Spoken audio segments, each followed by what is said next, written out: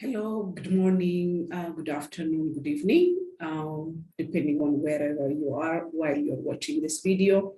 My name is Abinat Asau. I work for the Care, Food and Water Systems team. We have a sub-team called Gender Use and Livelihoods. I'm the Senior Gender and Livelihoods Technical Advisor.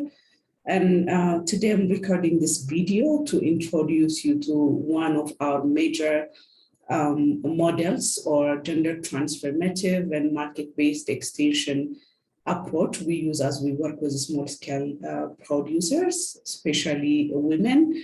And this is called the Farmers Fund Business School approach.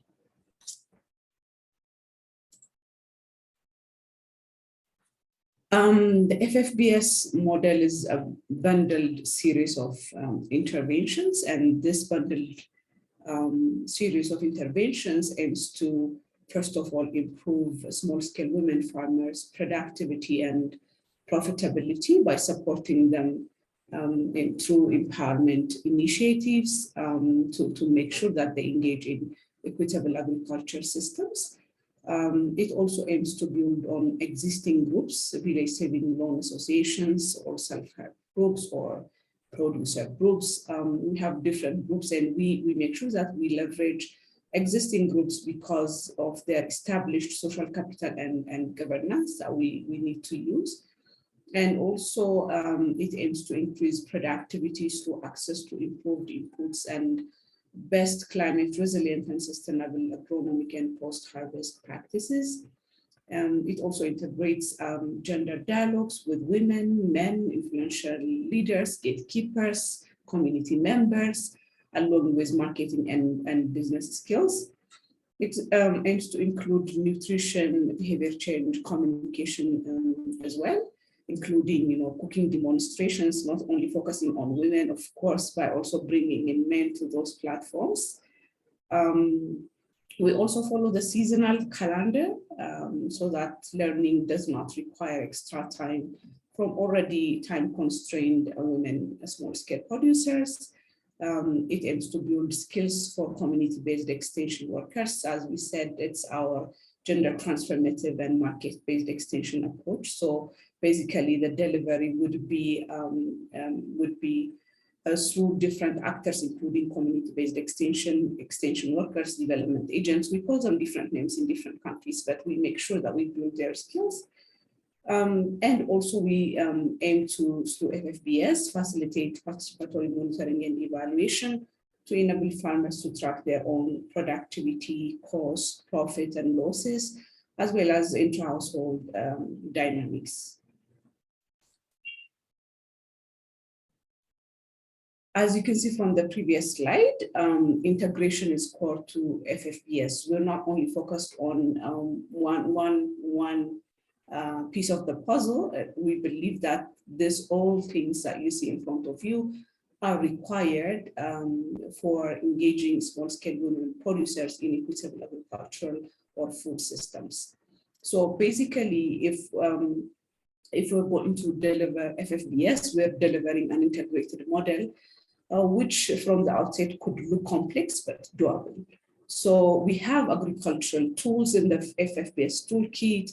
We believe we consider facilitation as a key driving force, provided, without adult learning techniques, delivering farmer-funded business school approach to small-scale producers, specifically women producers, would be very difficult.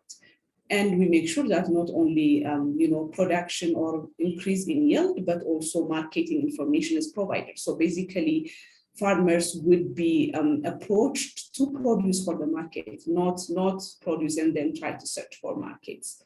And then we make sure that not only produce for the market using, cash crops, but also make sure that they are engaged in home gardening, for example, so that they have, or their families, their households, their children eat nutritious food, and there is dietary diversity within the household.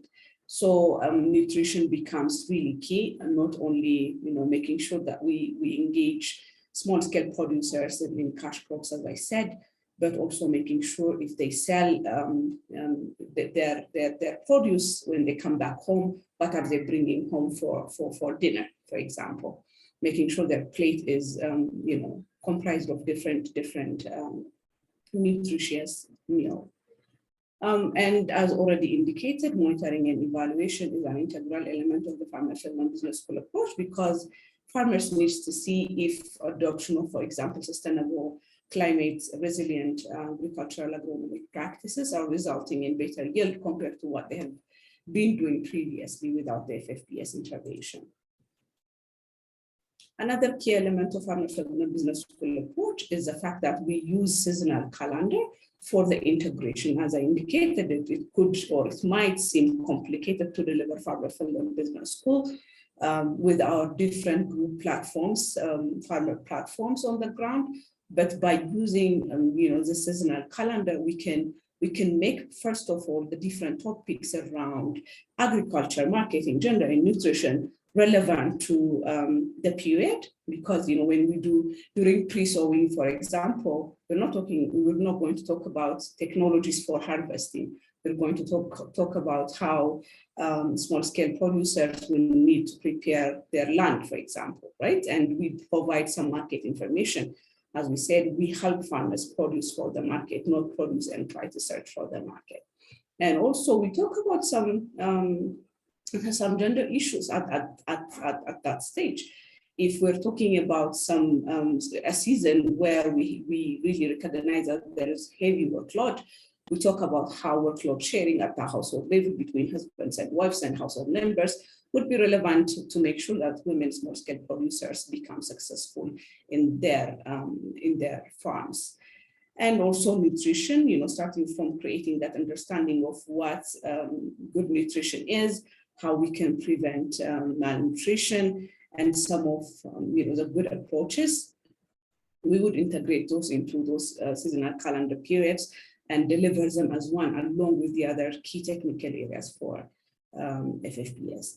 And also, as I said earlier, monitoring and evaluation would be key. There are really critical points in delivering FFBS where we come to the farmers so that they can see if some of these practices that we've been promoting, whether in agriculture, market, or gender, or nutrition, are being adapted.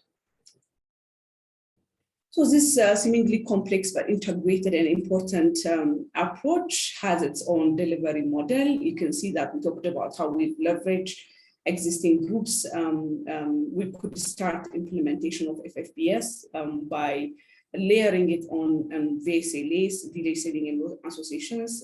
In these groups, usually from 15 to 25 members would come together for saving and loans and for financial literacy, but we make sure we also use those platforms to bring in the FFBS tools around gender and nutrition.